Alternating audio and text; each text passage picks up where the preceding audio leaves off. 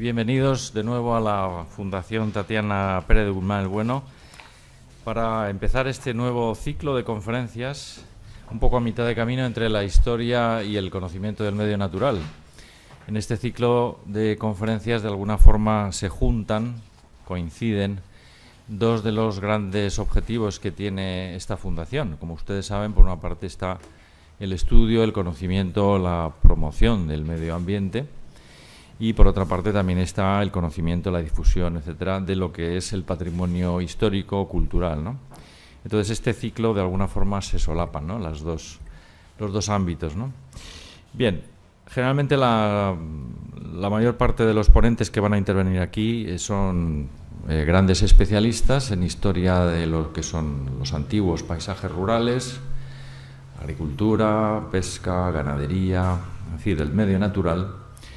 Son investigadores que cuentan, digo, con una gran tradición como investigadores y, de hecho, tenemos ahí uno de los grandes especialistas actualmente en España sobre el conocimiento de lo que es el medio rural, no solamente ya en Extremadura, de donde él procede, puesto que el profesor Julián Clemente Ramos es catedrático de Historia Medieval de la Universidad de Extremadura y ha estudiado con especial intensidad todos los paisajes rurales de lo que es la actual Extremadura, pero no solo eso, sino en general de toda la península ibérica durante la Edad Media y la Edad Moderna.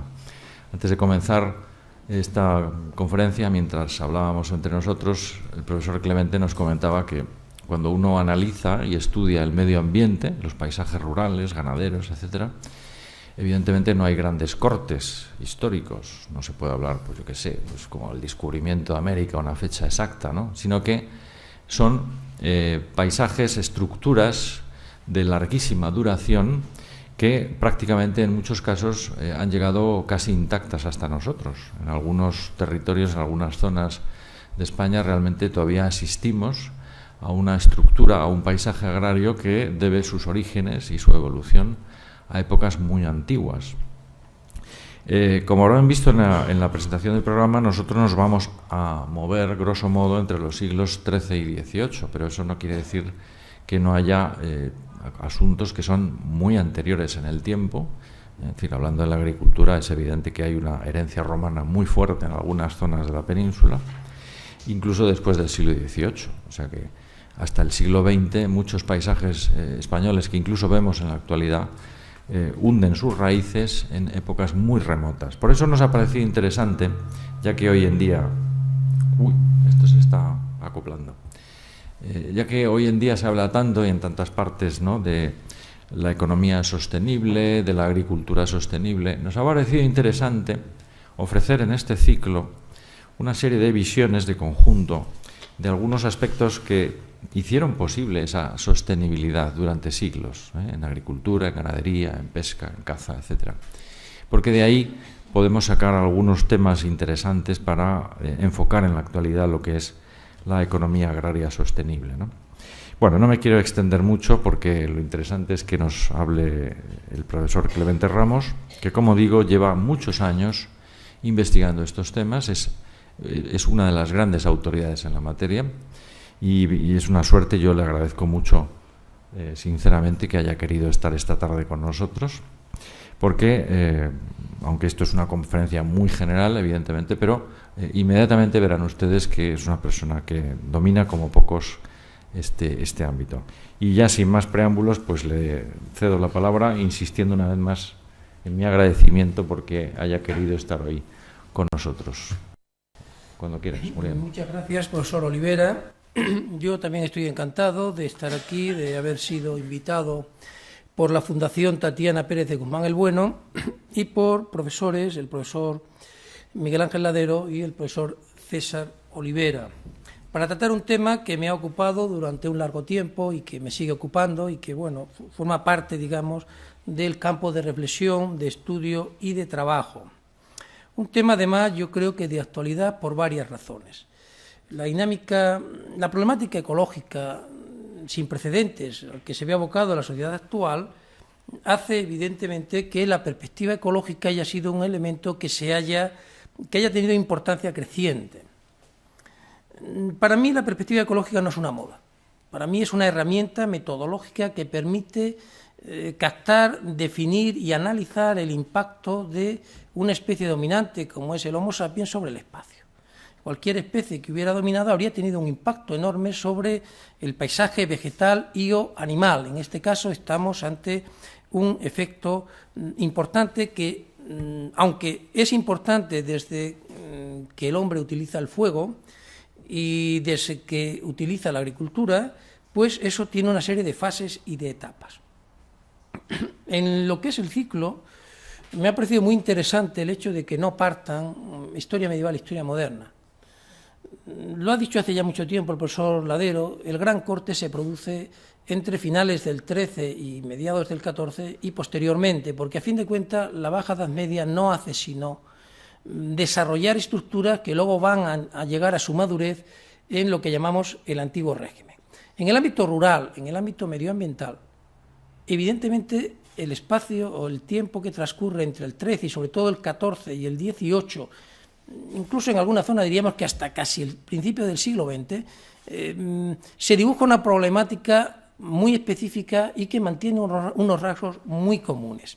Si nos hubiéramos limitado a lo que es el periodo del siglo XIV o XV bajo medieval y hubiéramos roto esa continuidad por razones académicas, evidentemente nos hubiera impedido tener o captar todo este fenómeno dentro de una perspectiva más amplia. Lo primero que tenemos que ver, evidentemente, es por qué el periodo entre el siglo XIII y XVIII forma una unidad. ¿Qué le da unidad a este fenómeno?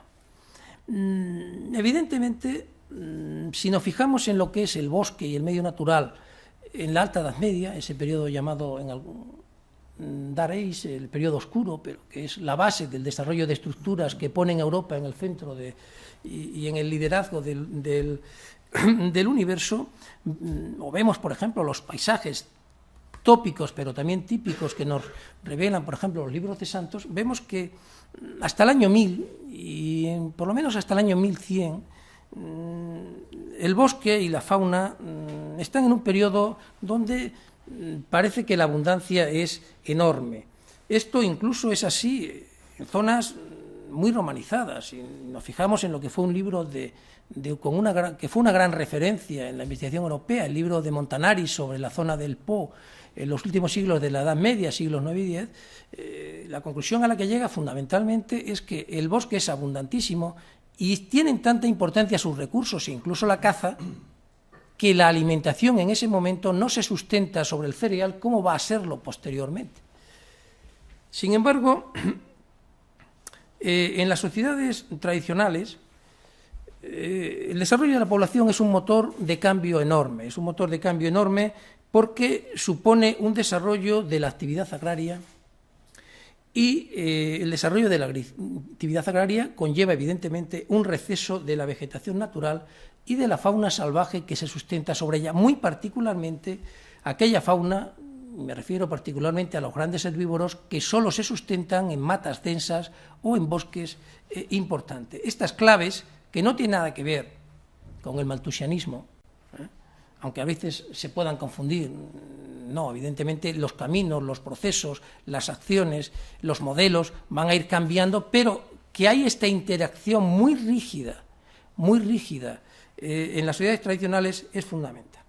Hoy, por ejemplo, en el lenguaje económico, lo podemos ver desde el telediario a cualquier otro lugar, si no aumenta la productividad o en el país donde no aumente la productividad, está perdido. Sin embargo, si midiéramos el aumento de la productividad, incluso desde el Neolítico hasta el siglo XX, que comparado con el Paleolítico sería enorme, pero comparado al nivel nuestro sería cero a nivel anual, es decir, sería prácticamente cero. En el hombre del momento no tenía idea de que fuera siendo cada vez más productiva la economía. Lo que sí tenía una idea clara es que si venía un año malo podía ser catastrófico y el cereal podía multiplicarse por 3, 4 o 5. Y eso sí, era más bien esa idea de la inestabilidad de cada año, sobre todo en zonas mediterráneas, la concepción que tenía y no el otro. En algunas zonas ya a partir del siglo XII,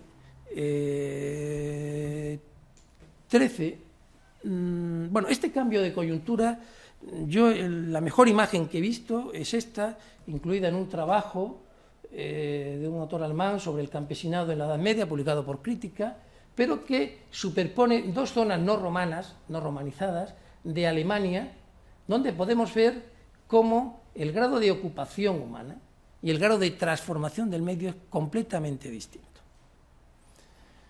Si lo hiciéramos sobre la Italia del Po, poniendo un mapa de una pequeña comarca del siglo XV o del siglo de 1300, 1400 y del 900, pues evidentemente los resultados no tendrían que ser coincidentes, pero la dinámica sería muy similar. El gran rasgo es que a partir del siglo XIII, sobre todo en la Baja Edad Media, XIV, XV, el bosque empieza a ser un elemento que se percibe como escaso. Un elemento que no es suficientemente abundante para mantenerse con las pautas de explotación anteriores. Y veremos algunos casos documentales de cuáles son esa serie de pautas. ¿Cuándo se produce este cambio? Pues en las zonas como Francia, más tempranamente. En una zona como la península, una zona de repoblación donde muchas zonas se ocupan en el siglo XIII, pues ese fenómeno se produce fundamentalmente en la Baja Edad Media, ya en el siglo XV, ¿no? En un trabajo, uno de los mejores trabajos sobre esto, el de Alain Dugan, sobre los paisajes del Languedoc, verdaderamente extraordinario, señala cómo, por ejemplo, en el Languedoc ya del siglo XII-XIII, los hornos de San Víctor de Fult utilizan fundamentalmente la garriga, es decir, el matorral, en detrimento del estrato arbóreo. Mientras el estrato arbóreo solo supone el 10% del material utilizado, los arbustos suponen el 80%. Esto lo hace fundamentalmente a través de los análisis antracológicos, los análisis de madera, ¿no? También las fuentes documentales nos dan a veces indicios sobre esta cuestión. En Italia, por ejemplo, los estatutos urbanos del siglo XIII-XIV también generalizan la protección del bosque, algo realmente inédito. Sin embargo, repito que este fenómeno en la península es más tardío. Aquí, para Extremadura, a través de las fórmulas notariales de ecosición de términos, pues vemos que el dominio agrario, que está con las fórmulas circulares, es muy escaso y sobre todo domina el bosque, la vegetación natural. Llamativamente, las zonas donde está mayor actividad agraria son las zonas de importantes ciudades o núcleos de población andalusíes. Badajoz, Alcántara, Coria, que era la gran vía que señala Idrisi, en detrimento de la actual Nacional 630, la Ruta de la Plata, que fue la vía fundamental hoy y lo fue en época romana.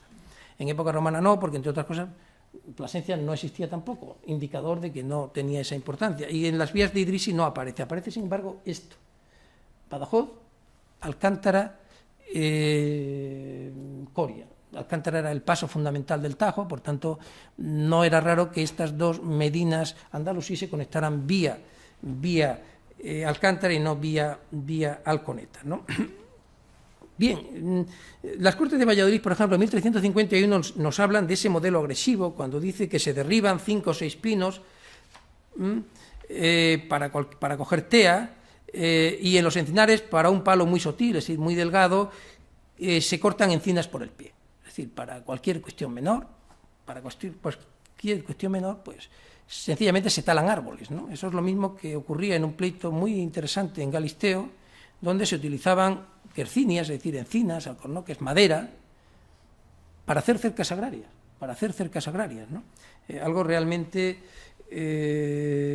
sorprendente y que denotaba sobre todo unos hábitos vinculados a una situación de abundancia, En la Baja Edad Media, ya en la península, también empieza a haber, con diversas manifestaciones, bien porque, por ejemplo, en Burgos empiezan a ser más cara la madera, sube la madera considerablemente más que el cereal, empieza a ser el bosque un elemento conflictivo. Las chancillerías, los órganos judiciales están llenos de conflictos que tienen en parte o de modo muy sustancial el bosque como elemento central. Y en gran parte de los problemas de la Mesta viene precisamente porque la Mesta quiere mantener unas formas de uso y explotación del bosque amparada en los privilegios de Alfonso X y los concejos se niegan a que se haga de un sistema que impediría la sostenibilidad de ese recurso.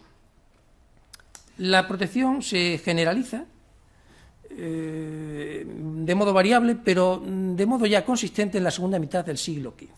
Podemos considerar, por tanto, que hemos iniciado en una etapa donde se considera que la utilización abusiva de esos recursos, la obtención agresiva de esos recursos, impide mantener un recurso cada vez escaso y al que además se le piden más porque hay más población y hay más actividad económica.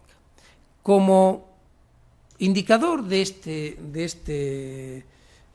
contradicción, de esta coyuntura, de esta fase, yo creo que el mejor indicador es el lobo. El lobo es el animal que se sitúa en la cabeza trófica y que por tanto es muy sensible a la desaparición o disminución de los grandes herbívoros. El lobo y el hombre en la Alta Edad Media han estado en esferas separadas. O sea, la imagen del lobo es algo separado del ámbito humano, es un peligro para los animales, pero no se habla de él como algo conflictivo, como algo que se desarrolle en la misma esfera.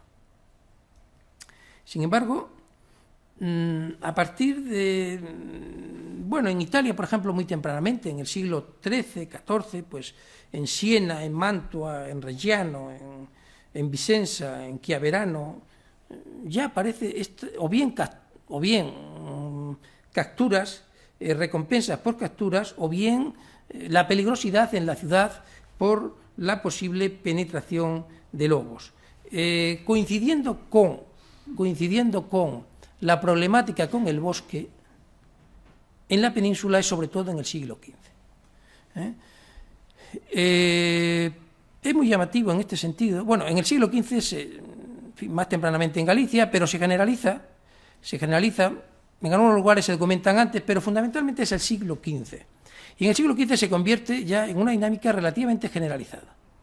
De hecho, en las cuentas de propios municipales aparecen las recompensas que se pagan por capturas de lobo, una información muy interesante que nos puede permitir datos de gran interés.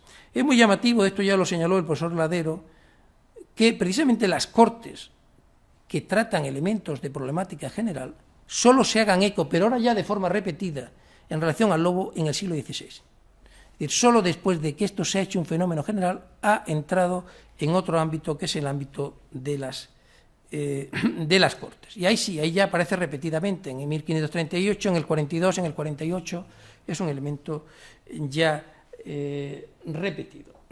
Bueno, el lobo es un compañero conflictivo en este periodo. A partir del siglo XIX ya será otra situación distinta. Aquí estamos viendo cómo desaparece el lobo en Francia. La generación de las armas de fuego va a ser letal para estos animales, pero hasta después de la Revolución Francesa el lobo se ha mantenido como una referencia constante, muy difundida, como un peligro para la ganadería y donde hay recompensas reiteradas por sus capturas, sin que las poblaciones, aunque parezca que bajan, hayan caminado hacia su extinción.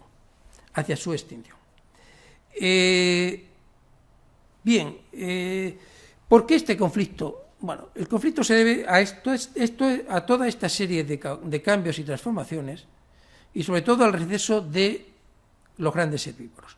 Los modernos estudios sobre alimentación de los lobos coinciden claramente que allí donde ha sido problemático para la ganadería, cuando ha habido, mediante protección, una buena repoblación de cérvidos y demás, el lobo se ha mantenido lejos de la ganadería si ha encontrado presas salvajes de suficiente entidad. En la Baja Edad Media eso es cada vez más difícil y el lobo se documentan esos ataques a la ganadería, con lo cual evidentemente esas dos esferas chocan, la de la actividad económica del hombre y del uso de la ganadería como fuente de alimentación por el lobo. Y ahí es donde empieza ese conflicto que se generaliza en el XV y que se va a mantener hasta la época contemporánea, donde la generalización y el desarrollo de armas de fuego más consistentes va a llevar a la práctica desaparición del lobo. El lobo hoy, pues, es un animal que no se puede introducir, salvo en entornos muy concretos de parques nacionales, sencillamente porque supondría detraer un espacio enorme. Es decir, los lobos son grandes depredadores y necesitan grandes espacios. Su protección es siempre conflictiva, además, en el mundo rural. Bien, hemos definido, por tanto, una coyuntura que da unidad a ese periodo que se está en el siglo XIII, sobre todo XIV y siglo XVIII.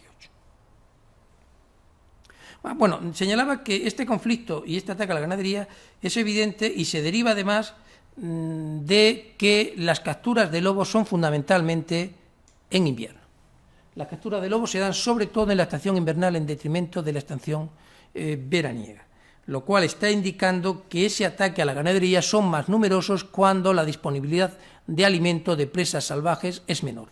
Esto se ha documentado reiteradamente, ¿no? Ahí vemos un ejemplo de Galicia y ahí vemos de un muestreo de varios concejos extremeños, Cáceres, Mérida, Plasencia y Trujillo, ¿no? Vemos cómo fundamentalmente pues eso se centra en la parte del periodo invernal. En todo caso, ya también en el otoño. Las que están en morado son las camadas, evidentemente, que están pues en el periodo en que están las camadas, no ya los lobos adultos. Bueno, hablar del bosque es hablar de un sector estratégico. La cantidad de materias primas que suministra es extraordinario. Podemos considerar que el bosque es el petróleo y más en esa sociedad, fundamental pues para la construcción, evidentemente, es la base de la energía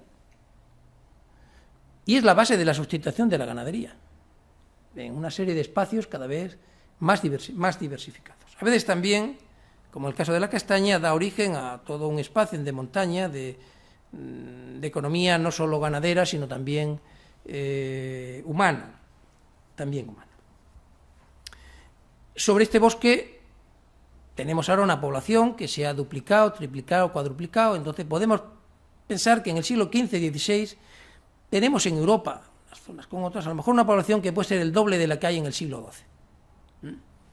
Algunos lugares tienen un pico en 1300, antes de la peste negra, otros mucho después, pero en líneas generales sí podemos considerar que Europa es ya una zona dentro de ese modelo económico y productivo densamente poblada. Había un historiador francés, creo que recordar que era Pierre Chony, que hablaba del mundo lleno, le monde plein.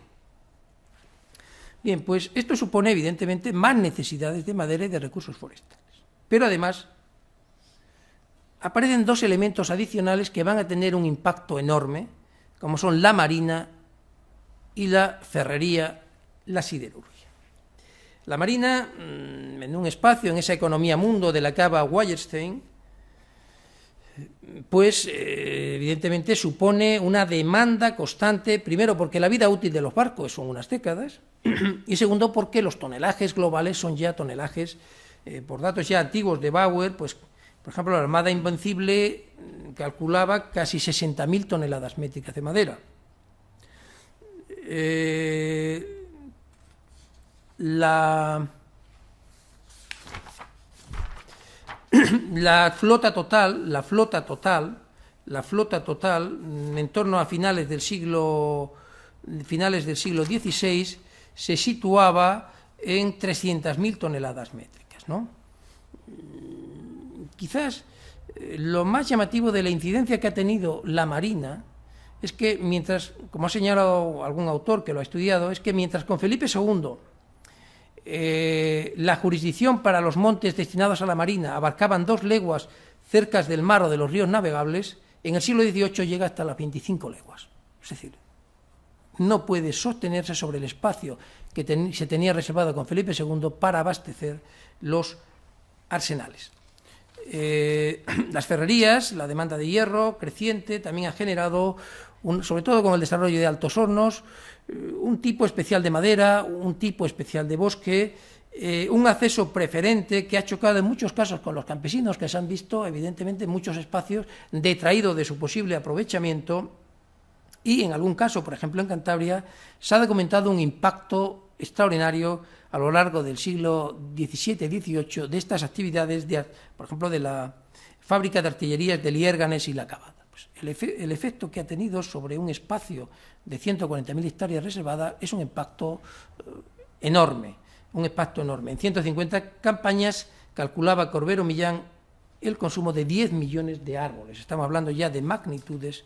Estamos hablando, por tanto, de un bosque sobre el que el aumento de la población ha generado mucha más demanda, pero sobre el que algunas actividades, además, han creado una demanda especial considerable, con consecuencias en Guipúzcoa, en Galicia, en Cantabria, realmente muy importantes.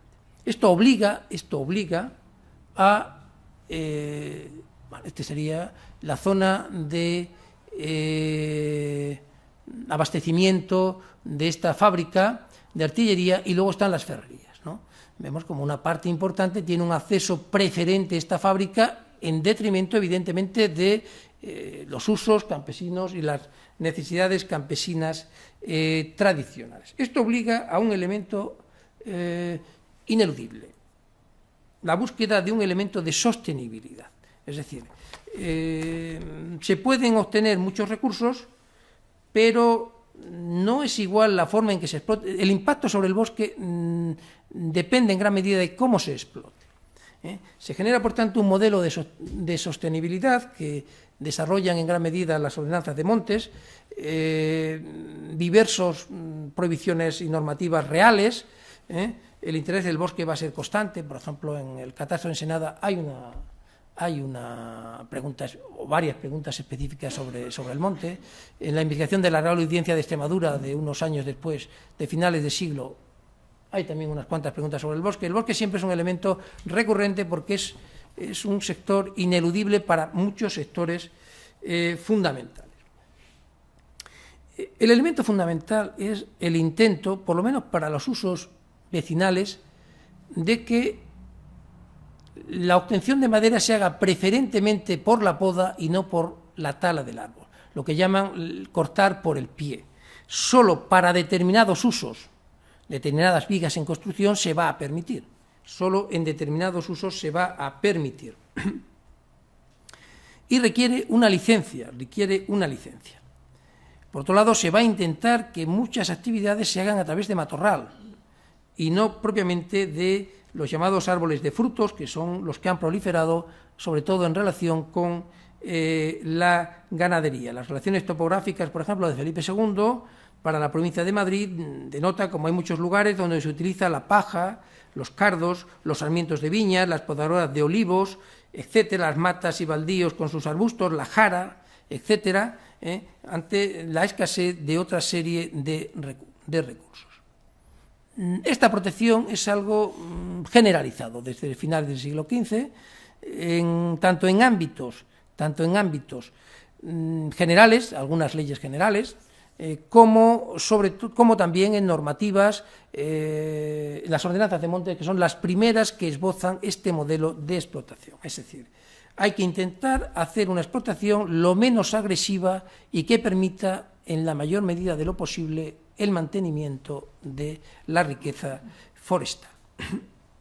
Bien, en este espacio, en este contexto, los paisajes forestales son ya paisajes antropizados. Quizás una cuestión que lo muestra con una gran claridad son los deslindes. Los deslindes de dehesas, los deslindes de propios, en el siglo XII y XIII se hacen fundamentalmente a través de accidentes geográficos. Sin embargo, en la Baja Edad Media, el siglo XV, se hacen a través de árbol a árbol. Esto significa que una dehesa, el Berrocal de Trujillo, puede tener 200 o 300 ítems que le delimitan, con lo cual pueden estar con una separación de 100, 200 metros. Significa que el espacio es un espacio pateado, controlado, dominado, conocido, nada que ver con la loma, el arroyo, que es una cosa a grandes rasgos, a grandes rasgos. Esta antropización se refleja, primero, en la incidencia sobre la composición de los árboles. Los biogeógrafos han dicho que la encina es un árbol dominante en el mundo mediterráneo, y que su gran difusión en la península se debe a su buena adaptación ecológica. Bueno, el dominio de la encina en muchas zonas se debe a la actuación, no solo porque ofrece muy buenas condiciones y mejor bellota que el alcornoque y se adapta mejor, pero en gran medida se debe también a que se ha privilegiado su desarrollo en detrimento del alcornoque. El caso clarísimo del campo arañuelo, con una toponimia vinculada al alcornoque y al matorral más húmedo, pero que el libro de las mojoneras de Plasencia nos denota un dominio fuera de las riberas del Tietar, un dominio casi absoluto de la encina. Claramente ha habido una suplantación, un gran paso de uno a otro. Pero aparecen también otros tipos de cultivos, que estamos hablando ya de cultivos desarrollados por la actividad humana, la difusión del castaño, por ejemplo, ¿no? Con una gran, se ha documentado para Ávila o para Plasencia, por ejemplo, tiene una importancia enorme hasta que, bien, por una epidemia se pierdan en el siglo XVIII, va a ser un elemento constante de la montaña placentina, lo ha sido también de la montaña italiana, ¿no?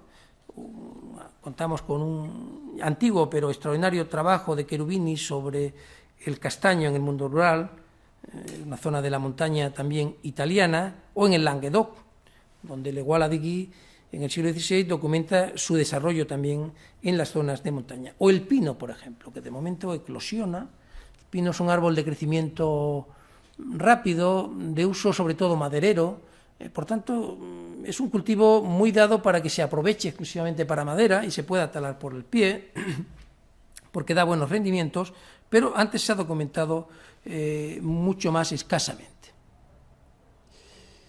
Y un elemento fundamental donde vemos en el receso es la vegetación de ribera. Si ha habido un impacto enorme de la actuación humana ha sido el receso de esa vegetación de ribera. En el yacimiento de Le Madeleine de Béziers, Alain Durand ha señalado cómo la vegetación, no se llama vegetación climática, sino las comunidades permanentes ripícolas, es decir, la vegetación de ribera normal, que allí sería dominada por el álamo en condiciones normales, ha sido sustituida por quercíneas, es decir, por árboles de bellota, de la familia de la encina, en este caso quercíneas caducifolias, y por taxones antropógenos, es decir, por especies que deben su difusión a la actuación humana. La viña, la caña, la higuera, con lo cual ha habido una importante transformación. Hace años yo anoté todos los árboles o arbustos que aparecían junto a corrientes de agua, que aparecían en los Deninde al lado del agua, que inmediatamente pasado el agua. Y el resultado era que el dominio inicial en el siglo XII, no siglo XI, porque eso es mundo andalusí en ese momento, es siglo XII, hay un error, mientras que en el siglo XII-XIV dominan los árboles de ribera y el matorral de ribera, en el siglo XV y XVI la especie que aparece preferentemente al lado de corrientes de agua es la encina. Es decir, ha habido una sustitución de alisos, sauces, álamos por la encina. Claramente consecuencia de esa tala selectiva, de esa mayor protección y de ese favorecimiento de esta especie. Esta es la tenemos, por tanto, unos paisajes ya diversificados, nada que ver con esos paisajes densos, con esas vegetaciones climáticas, sino paisajes muy transformados, en donde, por ejemplo, tendrá una gran presencia la dehesa. Los lugares con dehesa, la dehesa en teoría, la madera es común, solo puede acotarse el pasto, esto eran las normativas de Alfonso X, luego la evolución ha sido más compleja, pero era el principio, y así ha sido en muchos lugares, así ha sido en muchos concejos, en otros realmente no, pues en esos lugares como Medellín o como Cáceres se sustenta fundamentalmente de madera sacada de un paisaje dehesado, de lo que es el monte hueco, ¿no?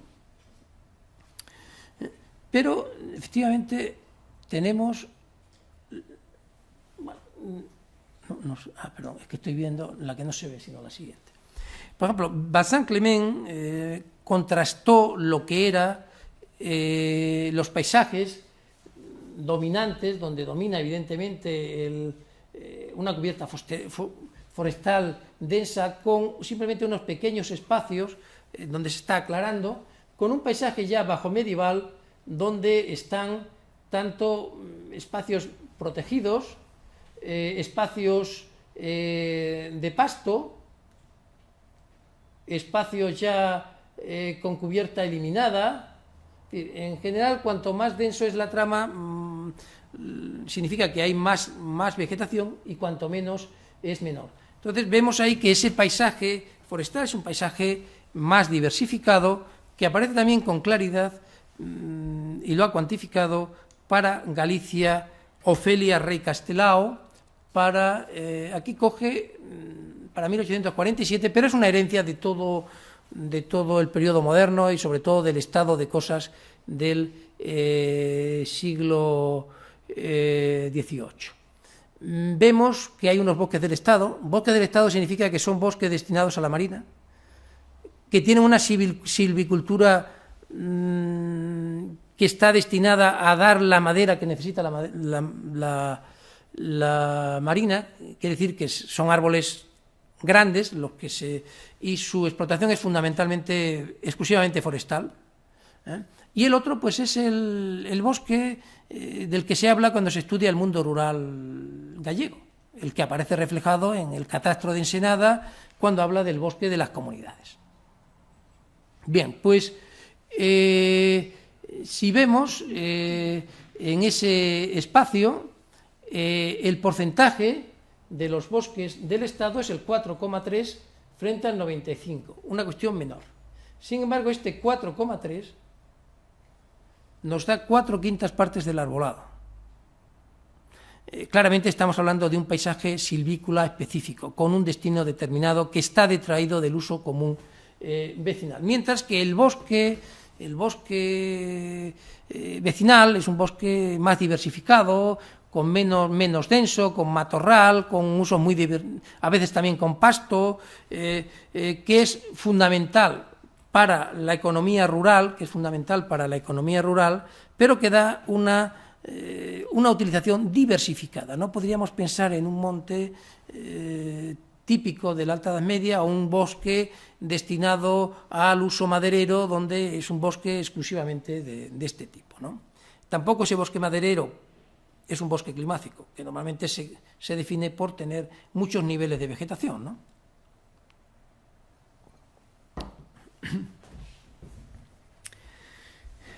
Bien, tenemos por tanto un bosque al que se le piden evidentemente muchos productos, donde se ha desarrollado o se ha intentado desarrollar un modelo de sostenibilidad, y un bosque que estamos ante una población que conoce metro a metro y que ha generado unos paisajes de bosque muy diversificados. Bien, en este periodo el bosque se convierte en un auténtico problema. En análisis generales para Italia, pues se ha considerado que entre el siglo XVI y XIX el espacio de bosque ha pasado de 11 a 5 millones de hectáreas, es decir, que ha quedado reducido a menos de un 45%.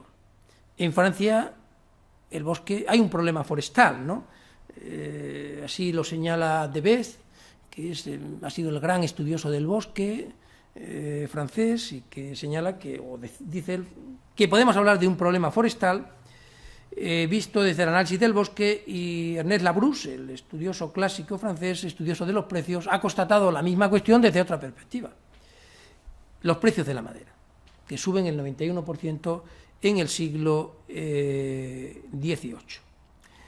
En precios comparados, se puede decir que en el siglo XVIII los productos forestales duplican el crecimiento de los productos agrarios en general, lo cual está documentando esa circunstancia. En la península igual, es decir, me parece muy interesante, por ejemplo, un estudio, el de Metelier y otros, que publicaron en unas actas del SEA, del Seminario de Historia Agraria, y que traza la evolución del bosque en los Pirineos orientales españoles y también franceses desde el Neolítico hasta el siglo XIX. Bueno, pues señala ese problema vinculado sobre todo por el desarrollo del molino hidráulico en el siglo XIV. Pero es que en el siglo XVIII hay muchas forjas en Cataluña y en el norte que tienen que cerrar porque ya no hay madera, ya se han quedado sin madera. El uso metalúrgico ha vaciado de madera y lo que se desarrollan ya son bosques privados. Es el desarrollo de ese paisaje, el boscaje en realidad es en forma más antigua. Bueno, las diversas fuentes indican en ese sentido, por citar Madrid, que estamos ahí, pues en las relaciones topográficas de Felipe II solo aparece bosque en la provincia, bosque que pueda tener tal nombre, pues en los sitios reales, en la Sierra de Guadarrama y en algunas zonas protegidas señoriales, ¿no? En el Álamo, por ejemplo, se señala que es tierra rasa de montes, aunque fue de muchos montes, es decir, que es que ha sido rasa porque se le han eliminado pues recientemente. Si nos fijamos en el siglo XVIII, vemos como hay algunos casos, por ejemplo, el trabajo del bosque sobre Asturias de Bodilio Barreiro habla de una grave deforestación, de una limitación extrema del paisaje arbolado y sobre todo del paisaje arbolado de calidad, y quizás todo esto lo resuma la Ofelia Rey Castelao cuando habla de Galicia. Dice que si a comienzos del XVII los pleitos por talas se daban en el contexto de una relativa abundancia de bosques, a principios del XVIII, señala, surgen en el de una manifiesta escasez.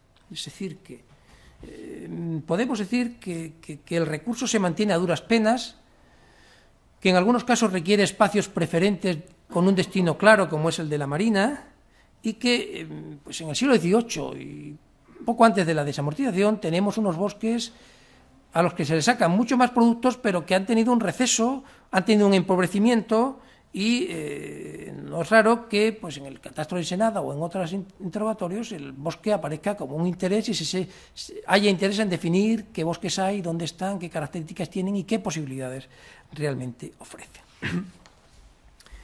Bueno, evidentemente si el bosque cambia, tiene que incidir en la caza.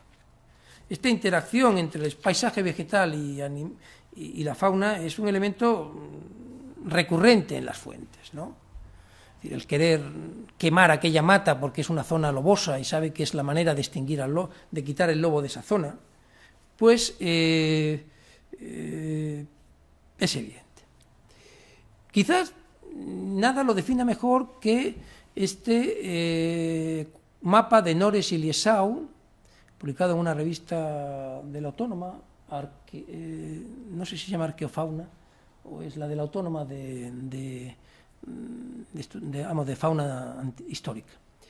El encebro es un animal, es un équido salvaje, aunque parece que se llegó a domesticar, muy documentado en los fueros, pero a través de las fuentes han ido trazando cómo se va reduciendo su espacio, de tener un gran desarrollo en la zona occidental de la península, a ser en las relaciones topográficas solamente mencionado en Albacete y dejar de desaparecer posteriormente. O también podemos trazar cómo el oso, que tiene una amplia difusión, la Extremadura histórica, es decir, la zona entre el Duero y el Sistema Central, ha aludido a ello Vincent Clement, fue definida como una zona de osos. Bueno, pues en este periodo el oso pasa a convertirse en la zona meridional un animal de montaña. Y no solamente esto, sino que en el siglo XVIII,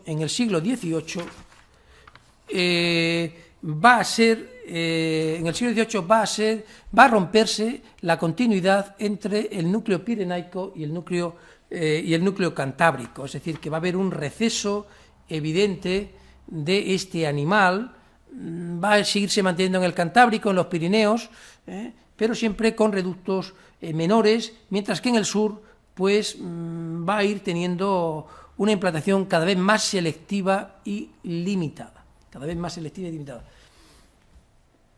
Tiene una menor presencia y se puede seguir mucho peor que el del lobo, el del oso, porque su incidencia es mucho menor en la apicultura, pero generalmente es un animal más tímido y, pues, aunque la gente pueda tener otra imagen. Bien, esto hace necesaria, al igual que proteger el bosque, proteger los recursos de la caza. Y igual que va a haber ordenanzas de montes, habrá ordenanzas de caza y normativas generales, una de Carlos III en el siglo XVIII, por ejemplo. Las Cortes también aluden a cómo la caza está diezmando, pues, las liebres y perdices, y por supuesto aparece realmente en las ordenanzas locales, ¿no? Es llamativo en este sentido la importancia que tiene la caza en el siglo XII y XIII. Hay un concilium venatorum, es decir, una especie, vamos a decir, de sindicato de cazadores en Toledo, y sin embargo la caza pasa a ser algo menor, salvo en entornos muy circunscritos. Se desarrolla una protección también a la caza menor, que es la caza fundamentalmente popular. La caza popular en este periodo va a ser fundamentalmente, pues, lo vamos a ver ahí, pues vemos que los que más se citan en las relaciones topográficas pues son conejos, liebres, perdices, mientras que, por ejemplo, pues osos o grandes herbívoros aparecen en mucha menor medida, ¿no? Si lo vemos a través de las ordenanzas algunas ordenanzas extremeñas, vemos también lo mismo. Cuando se dice el precio, porque está disponible en el mercado urbano, pues estamos hablando, pues, de esto, de perdices, palomas, conejos, liebres, diversos tipos de palomas, evidentemente, que son los que realmente aparecen. Es una caza económica, es una caza donde el tiempo y el producto es fundamental. Es una caza casi exclusivamente de caza menor, si excluimos los ballesteros que se dedican a la caza profesional o semiprofesional del lobo, buscando esa serie de recompensas.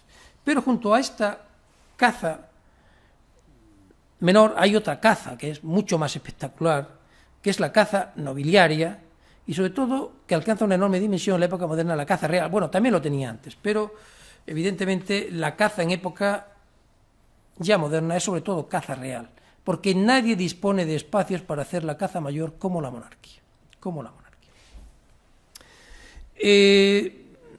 La caza es una parte que forma parte de la educación nobiliaria, se ha mantenido, ya lo señala en las partidas, don Juan Manuel en el libro del Caballero y el Escudero lo señala como una de las cosas más importantes del caballero, considera que una de las cosas más importantes de las maneras del caballero era ser montero y cazador.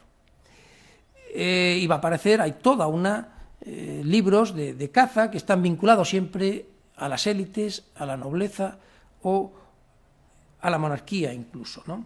Desde Alfonso XI, con el cual se redacta el libro de la Montería. Bueno, pues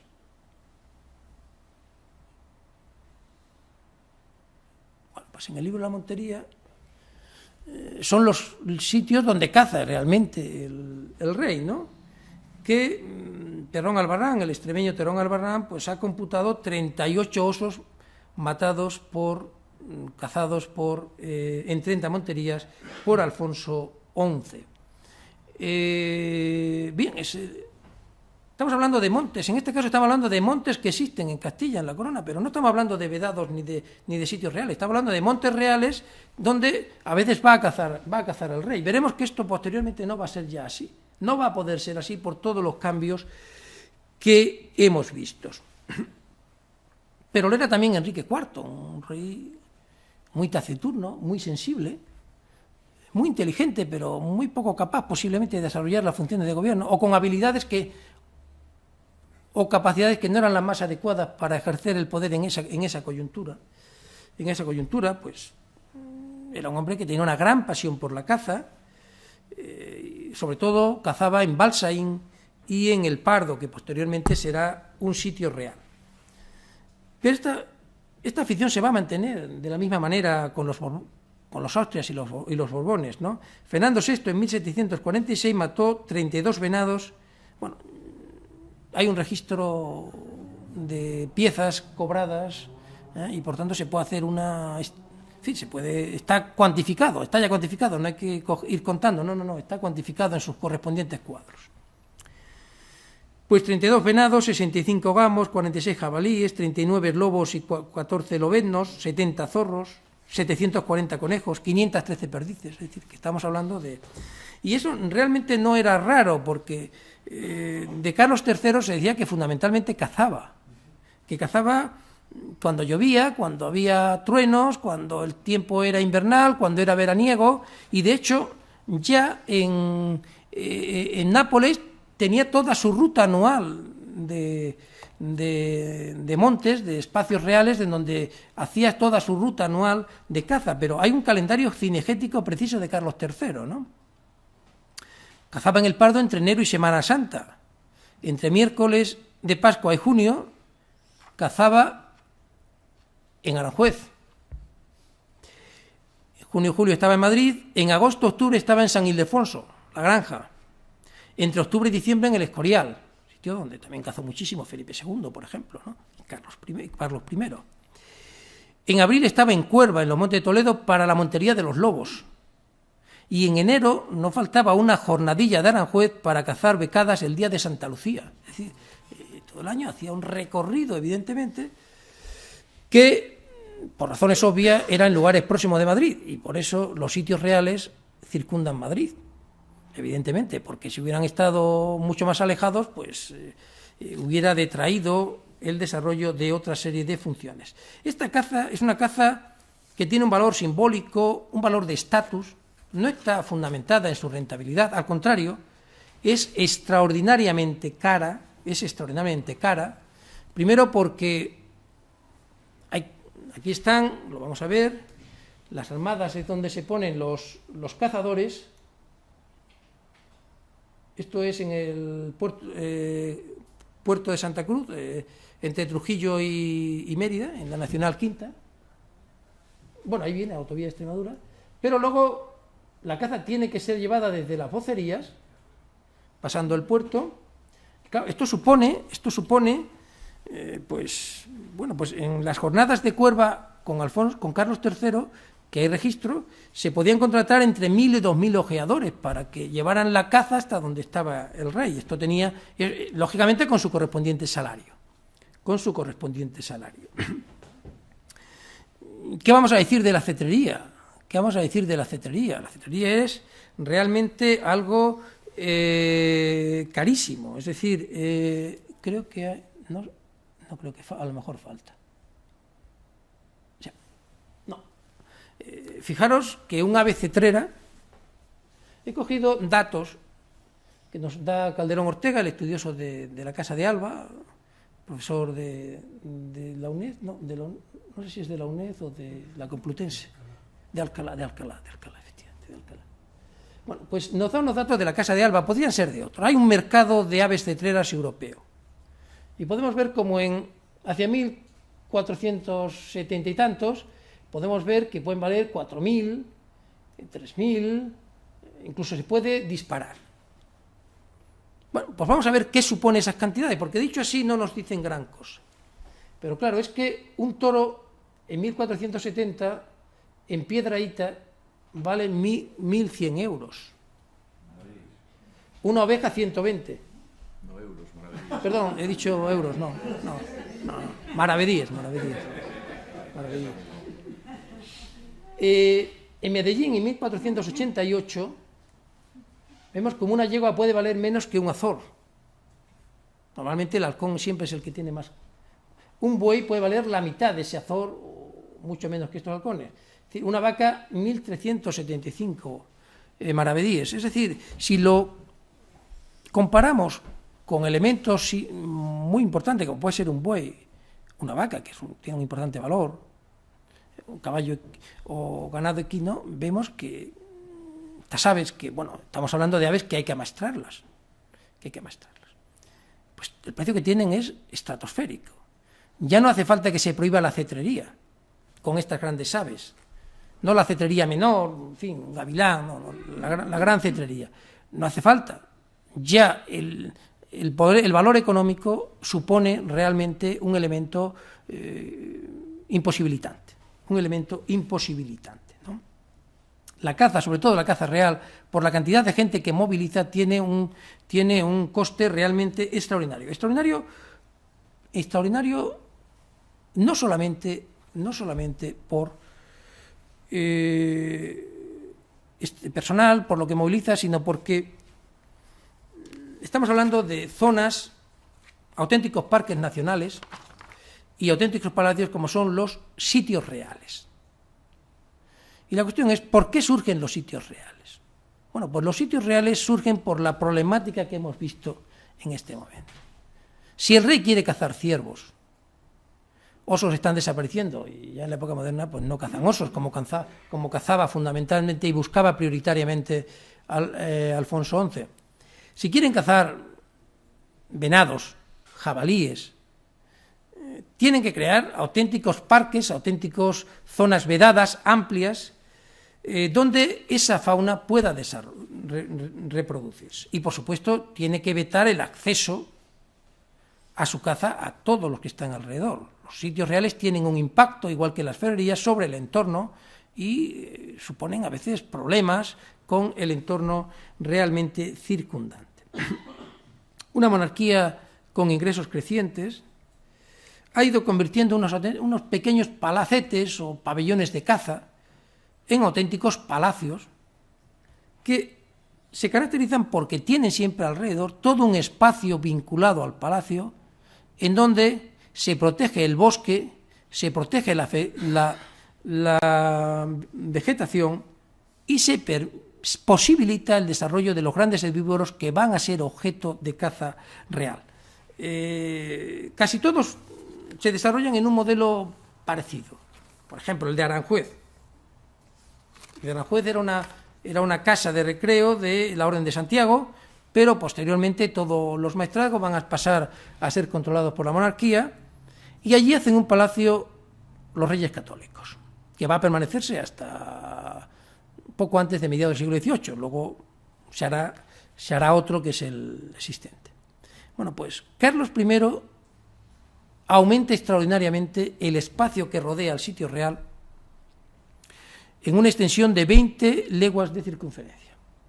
Pero luego además con Felipe II se van a incorporar las dehesas de Barciles, de Gózquez, de Santisteban, de Aldehuela, de Pajares, con 4 islas que le correspondían, y estamos hablando de espacios realmente de kilómetros cuadrados, estamos hablando de kilómetros cuadrados, de grandes espacios. Lo más parecido que hoy podríamos ver serían los parques nacionales, con una protección más rigurosa, cuya finalidad es proteger es que se mantenga el bosque y la fauna, pero con un destino evidentemente exclusivo, que es para la caza real y para aquellos que el rey une en su caza. Y, bueno, por razones de la capitalidad de Madrid, pues Madrid va a estar rodeado de paisajes, de sitios reales, ¿no? Pues desde la Granja, bueno, todos, los más cercanos, El Pardo, Casa de Campo, Aranjuez, todos estos son los lugares preferentes desde que se implanta la capitalidad en Madrid, que van a ser los lugares preferentes de caza por parte de los monarcas. El desarrollo de los sitios reales nos está indicando que ya no es posible cazar grandes herbívoros salvo solo en circunstancias de protección de ese espacio, protección paisajística, protección de la vegetación y de espacios de suficiente amplitud que permita la proliferación de venados, de jabalíes y de esa serie de animales que requieren unas condiciones ambientales precisas. Bien, no sé si lo habré conseguido, pero al menos lo que he intentado es que se conociera la problemática existente en el periodo, se captara y se pudiera integrar claramente en lo que es el devenir histórico del periodo alto medieval y de la época contemporánea, y ver, lógicamente, las contradicciones que genera ese desarrollo, los intentos de mantenimiento de esos recursos y los problemas que ello conlleva siempre, partiendo siempre, en este caso, de una perspectiva ecológica que yo creo que nos explica razonablemente bien todo este devenir. Muchas gracias.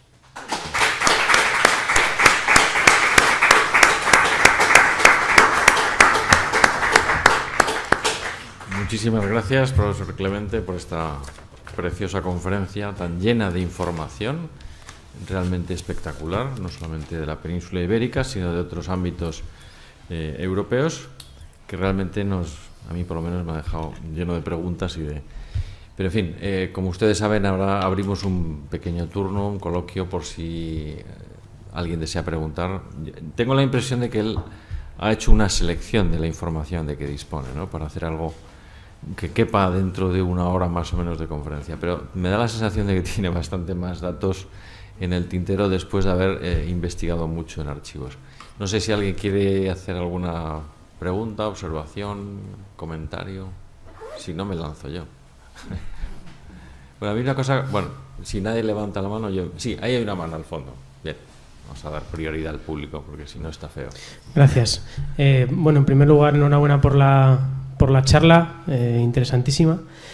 Y yo, más que una pregunta, es una reflexión, porque estamos asistiendo desde hace décadas a poco a poco una mayor forestación, en este caso de la península ibérica y de otros países de Europa, a la vuelta de grandes depredadores como es el lobo y el oso. Entonces, usted es historiador, no es pitoniso, pero ¿qué opinión le merece esto que está pasando? Porque bueno, España se está despoblando a nivel rural, el monte se está cerrando, llegan especies, pero bueno, ¿qué opina usted de esta situación que viene y parece que viene para quedarse? Gracias. Sí, bueno, el otro día leía en un periódico que la agricultura más intensiva podía tener menos impacto que los métodos agrarios tradicionales, derivado por un factor simplemente, porque señalaba, si hubiera que mantener a toda la población con sistemas tradicionales sería imposible, habría que quitar todo el bosque. Entonces, cuando uno viaja, se nota mucho en Extremadura, ve unas zonas de esas y están pequeñas encinas. ¿Por qué? Porque se están dejando de explotar. Entonces, evidentemente, el bosque tiene es decir, no solo en la zona maya puede la vegetación cubrir las ciudades. Cualquier ciudad media, en 500 años, quedara abandonada, quedaría cubierta por vegetación si no actuara el hombre. ¿A qué se debe esto? Yo creo que se debe a un factor, a que tiene también otros problemas derivados, pero la agricultura requiere menos espacios. Entonces, al no tener una vinculación intrínseca entre espacio y producto, libera mucho otro espacio que sencillamente no tiene utilidad productiva y donde se puede desarrollar la naturaleza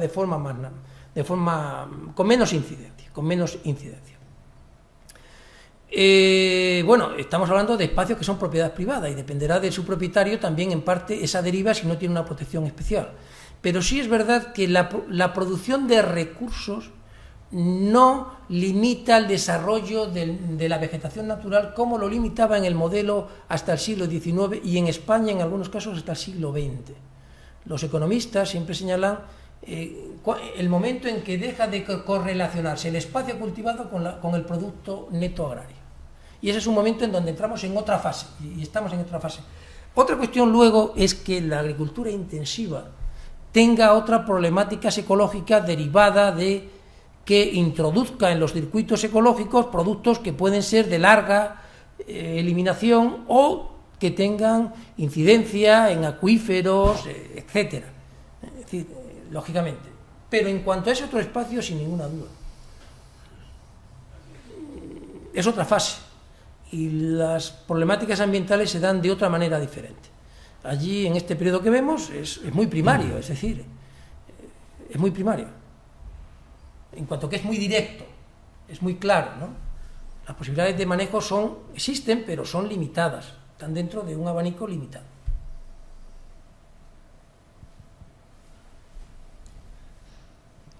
¿Alguna pregunta? Sí, hay otra pregunta al fondo. Sí, muchísimas gracias. Me ha gustado muchísimo todo lo que ha narrado. Quería preguntar, la constitución de los reales sitios. Sé que, por ejemplo, la Casa de Campo se hizo mediante compras, por ejemplo, y demás, pero ¿encontró resistencias en las poblaciones de los lugares? Bueno, hay una sección en Simancas que es sitios reales, si no me equivoco. El profesor Ladero conoce Simancas como nadie y efectivamente. Entonces hay una de las contabilidades que se llevan son los daños. Pero claro, el problema es el siguiente: tú tienes ese espacio y no dejas entrar a nadie, pero los animales salen. Salen jabalíes, salen venados, terrenos agrarios colindantes. Entonces hay que pagar daños. Igual que hoy se paga por daños del lobo, pues entonces había que pagar, y están registrados pagos, indemnizaciones por esa serie de daños. Luego, evidentemente, también la construcción de estos sitios supone una expropiación vecinal, porque la península presenta un modelo muy específico en Europa. Yo creo que está derivado, como muchas cosas, y en eso tenía razón Sánchez Albornoz, por el proceso de reconquista, y es que aquí los montes se dan a los concejos. Desde los fueros amplios hay una atención del término con los recursos forestales. No se lo reserva la autoridad, no se lo reserva la monarquía. Cuando la monarquía cede ese lugar, lo cede como lo posee, es decir, lo cede con los concejos con el derecho sobre esos espacios.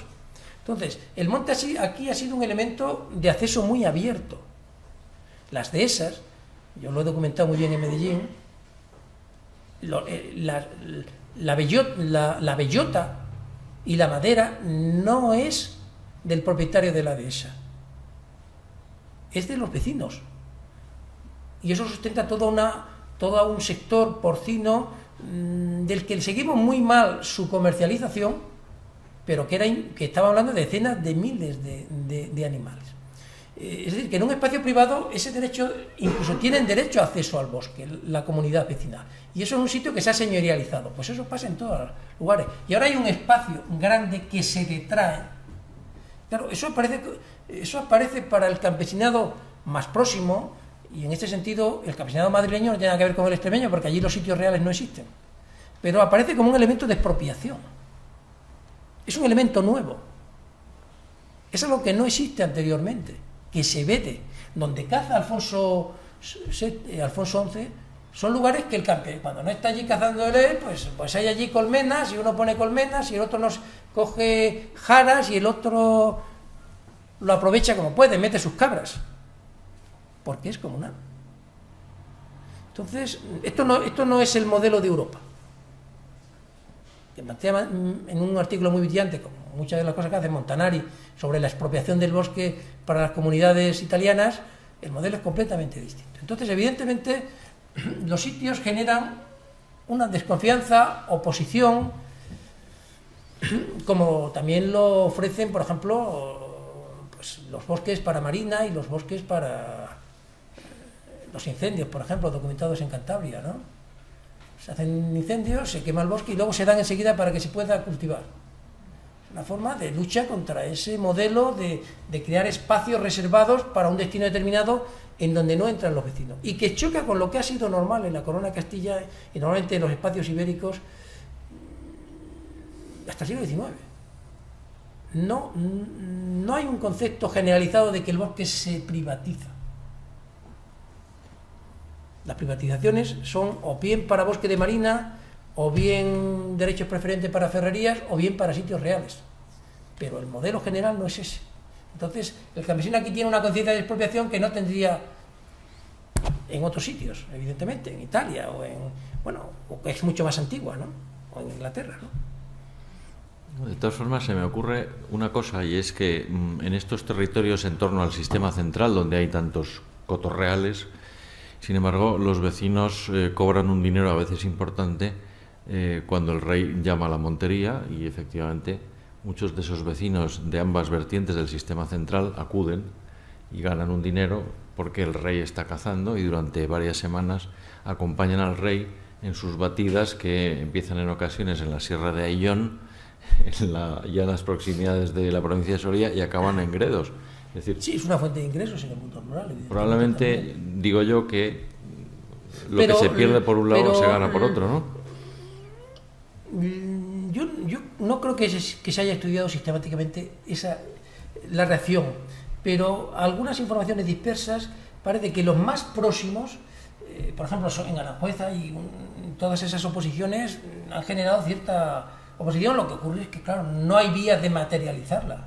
Es decir, es algo que no hay pie, no es elemento de discusión, sencillamente se amplía y punto, ¿no? A veces hay manifestaciones, el furtivismo, tal, pero no genera contento en general, aunque pueda generar algún ingreso estacionalmente en un contexto determinado. ¿Más preguntas? Sí, hay una pregunta. Yo creo que hay siempre unas ganas de reversión de esos cotos reales al común, al pueblo. Una de las primeras cosas que se hacen es devolver al pueblo el retiro, entendiendo como pueblo el ayuntamiento, el limitar la casa de campo, hacerla más asequible a todos. Y esto en Aranjuez serían felices si a lo mejor el patrimonio, todo eso que tiene, lo privatizara de cierta manera. Esto es un anhelo del pueblo, pero a lo largo de la historia muy demostrado. Sí, bueno, quizá hoy lo del retiro, la casa campo es otro contexto distinto. Son espacios rodeados hoy por una ciudad, una metrópoli, ¿no? Yo la información que he visto sobre este tema no es muy amplia. Me refiero, la reacción ante esta serie de cuestiones, las consecuencias,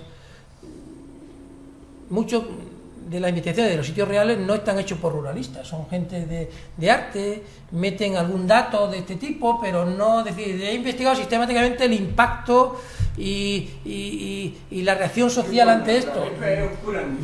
Yo al menos no conozco esos estudios, ¿no?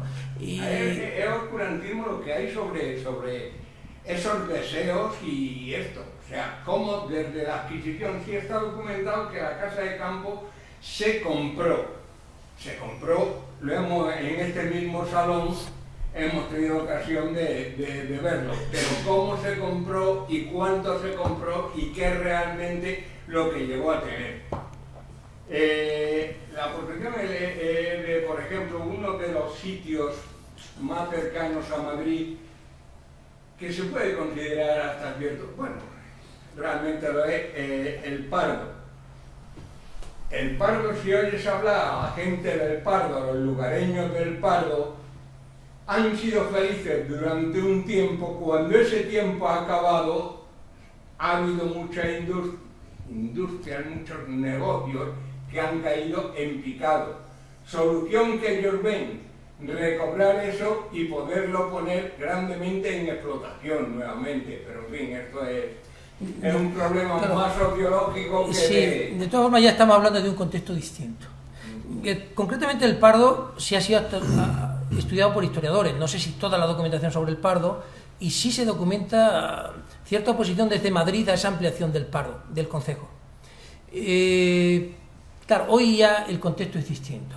Hoy estaría en utilizarlo como activo económico vinculado a la naturaleza, a la caza, a las cuestiones, es otra cosa ya, sería otra cosa diferente.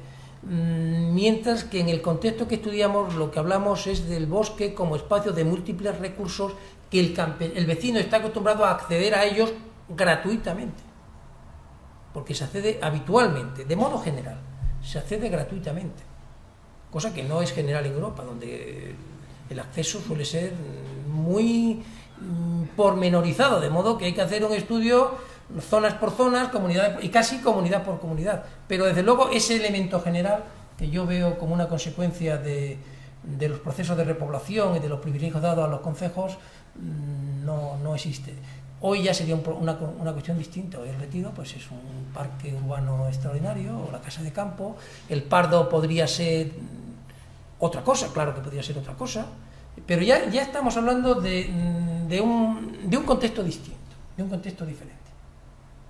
No interesa entonces ahora sacar madera o aprovechar para eso. No interesa ya otra cosa diferente. Es otro contexto y otro modelo económico distinto, ¿no? Muy interesante, sin duda, las opciones, pero claro, estamos hablando de un contexto distinto, donde eso es un recurso vital de acceso a pastos, ganadería, apicultura, recolección de productos del bosque, madera, cosas de día a día, vamos. Yo tengo una pregunta fuera de contexto. ¿Cómo es posible que en la sierra, aquí en el sistema central, se estén reproduciendo otra vez los lobos?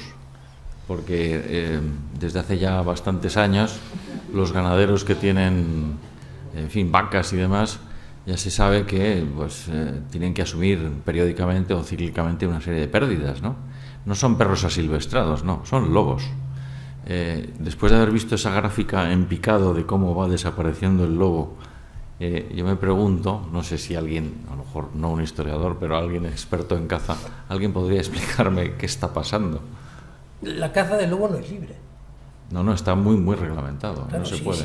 Si fuera tan libre como hacía 200 años, esos lobos no durarían semanas. Ya. Sí, el Seprona es muy estricto. El problema del lobo es que requiere unas condiciones muy difíciles de reproducir sin que sea conflictivo. Porque si supiéramos con claridad cuáles son los destrozos del lobo, podríamos pagarlo, pero luego también está la picaresca. Está todo, entonces a lo mejor terminas por el lobo pagando. Entonces, el lobo se reproduce en condiciones ideales que se crean, pero no de modo natural. De modo natural el lobo está desaparecido. Me explico, no es capaz de colonizar zonas. Si la caza del lobo fuera libre, el lobo no duraba 2 días. Pero ni aquí ni en ninguna otra parte.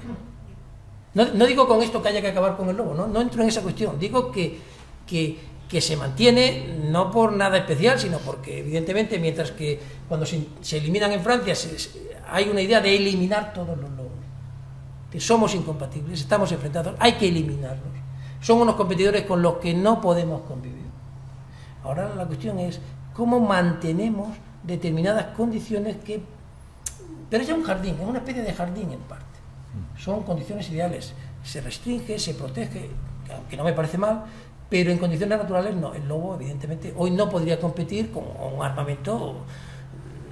Vamos, hoy la escopeta de caza más simple es mejor que la que había 200 años, la mejor de hace 200 años. Bueno, yo sé que en la Sierra de Madrid lo que hacen los ganaderos es poner este veneno, ¿cómo se llama? Estricnina. Y eso está produciendo un efecto devastador en otras especies, porque se muere todo. Entonces, no les dejan cazar el lobo, pero como tienen que proteger su ganado, pues ponen veneno, ¿no? Pero, en fin, quiere decir que el lobo, al menos en el sistema central, está ahí y está haciendo verdaderos estragos. Pero lo que sí nos aclara eso es, viendo esas reacciones, que habría que explicar no solo lógicamente, sino con una serie de connotaciones antiguas del lobo, nos explican por qué entonces se le cazaba.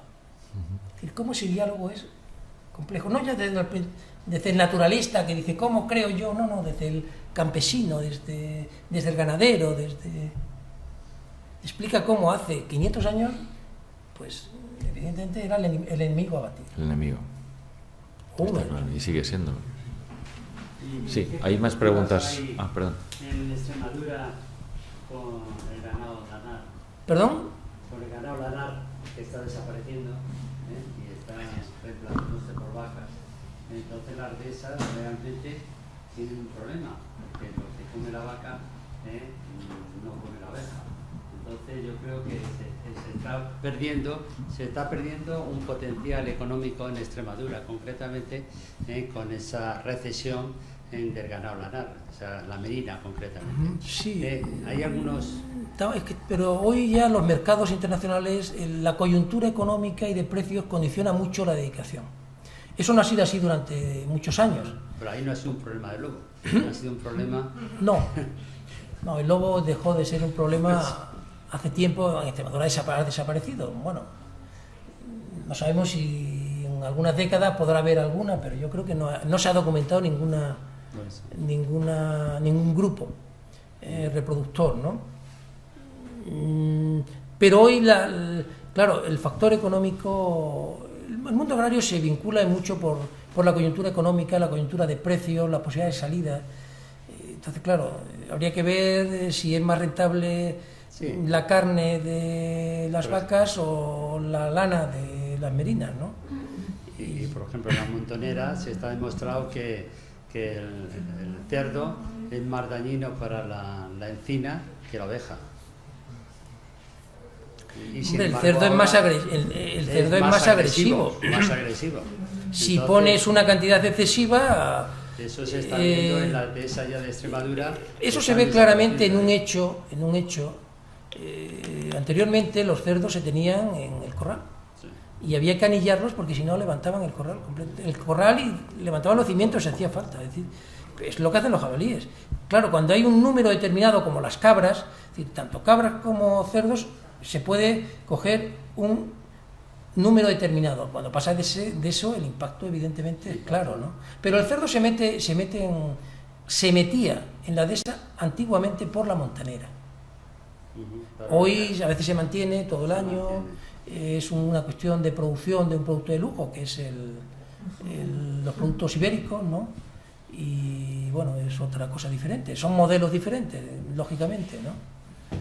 Ese producto ibérico existía hace 500 años, pero no se llamaba ibérico. Si se llamaba ibérico era el normal, el que comía todo el mundo porque no había otro.